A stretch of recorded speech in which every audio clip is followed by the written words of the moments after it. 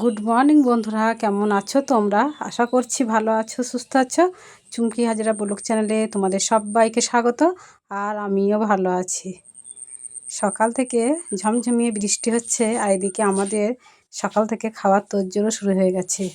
কালকে ও রুল ময়দা আর মটর কলাই কিনে নিয়ে এসে রেখে দিয়েছিল, মানে কলাই নিজেই ভিজিয়ে দিয়েছে। মানে কাল থেকে ওর খাওয়ার ইচ্ছা ছিল যে লুচি আর ঘুগনি তরকারি।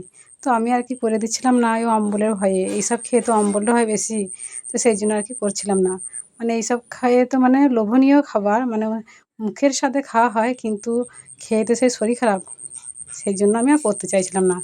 দেখো লুচিগুলো কেমন আমার ফুলকো ফুলকো হচ্ছে, কি সুন্দর হচ্ছে।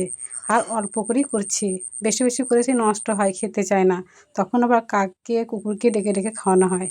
তো এই যে এই এক জামবাটি আর কি, এক জামবাটি এখনও পুরোপুরি ভর্তি হয়নি, মানে এইরকমই আর কি করবো। মানে যা করেছিলাম সবার খেয়ে আর কি উঠে গেছিলো, নষ্ট হয়নি। আর এখন হবে ঘুগনির তরকারি। কলাই আলু সেদ্ধ হয়ে গেছে, আগে আর কি সেদ্ধ করে নিয়েছি। তো আমাদের প্রেশার কুকার নেই, কড়াইতেই করেছি। আগেরবার যখন ঘুগনি করেছিলাম, মানে আগেরবার বলতে এক সপ্তাহ আগে ঘুগনি তরকারি করেছিলাম, খুব স্বাদ হয়েছিল, সবাই খেয়ে বলছিল, আর আমি নিজে খেতেও দেখেছি। কিন্তু আজকে ঘুগনি তরকারিটা যে আমি কেমন করেছি, আমারই খেতে ভালো লাগছিল না, আর সবাইও বলছিল একদম ঘুগনি তরকারিটা ভালো হয়নি গো। এখন তো বৃষ্টি পড়ছে, তো সেই জন্য কাজকর্ম আর কি তেমন নেই। মোটামুটি ওই ঝাঁট দিয়ে আর বাসনকোটা ধুয়ে এই দিকে এলাম খাবার বানাতে। আর মশলাটা আমি আগে থেকেই বেটে রেখেছিলাম। লুচিগুলো ঢাকাতে রেখে দিয়েছি, ওই ঠান্ডা হয়ে যায় যদি। আর এখন ঠান্ডা ঠান্ডা করছে, গরম গরম লুচি আর তরকারি খেতে ভালো লাগবে, সেই জন্য আর কি।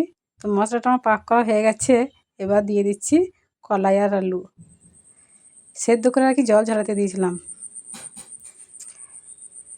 এত বৃষ্টি হচ্ছে, বাড়ি ঘর পচে গেল, আর ভালো লাগছে না, কবে যে থামবে জানি না।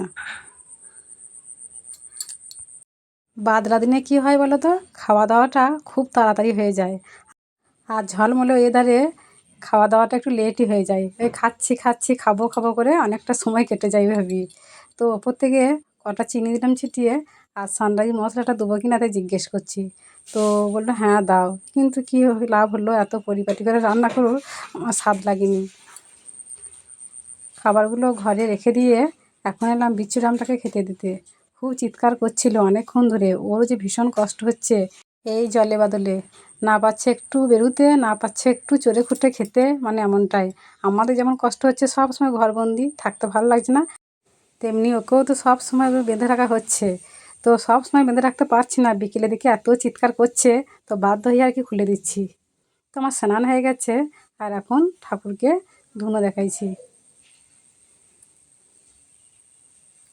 সকালবেলাতে উঠেই মাথায় তেল নিয়ে নিয়েছিলাম, একদম চুপচুপে করে দিয়ে মাথায় জল ঢাললাম, তো খুব আরাম হলো শরীরটা আর কি।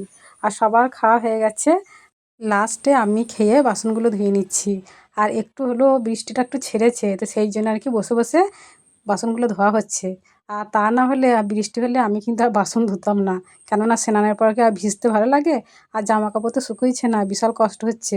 তো মানে একটু একটু ভিজে আছে, তাও পরে নিচ্ছি, কী করব।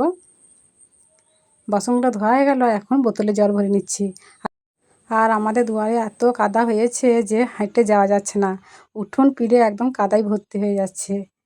তো আমাদের গ্রামে বাড়ি হলে কি হবে, কিন্তু রাস্তাঘাট সব পরিষ্কার আছে, পরিচ্ছন্ন, মানে একদম ঢালাই করা আছে, আর কাদা নেই কোথাও, শুধু আমাদের দুয়ারটাতেই কাদা আছে। তো এখন রান্না বসিয়ে দিয়েছি, আর আজকে কিন্তু ভাত হবে না, আজকে হবে খিচুড়ি। তো চাল আর ডাল একসঙ্গে ধুয়ে নিচ্ছি। খিচুড়ি খেতে আমার একদম ভালো লাগে না, তবুও করছি সবাই খাবে বলে, আর সবার সঙ্গে আমি একটু হলেও তো খাবো, তো সেই জন্য আর কি। আর এই মামা দুটো এসেছে আমাদের বাড়িতে, এক্ষুনি বৃষ্টিতে ভিজে ভিজে এলো, মানে নেমন্তন্ন করতে, বাবা মারা গেছে তাই নেমন্তন্ন করতে এসেছে। দেখো খিচুড়ি আমার প্রায় হয়েই গেছে, এখন জিরে আর শুকনো লঙ্কা তেলে ভেজে গ্যাসে ভেজে নিয়ে এলাম কড়াইটাতে করে, এখন দিয়ে দিচ্ছি। খিচুড়ি খাওয়া থেকে আমার কাছে সাদা ভাত আলু সিদ্ধ অনেক ভালো। ট্যাঙারি মাছগুলো এক্ষুনি ধরে নিয়ে এলো ও, মাছগুলো এক পেট করে ডিম ছিল।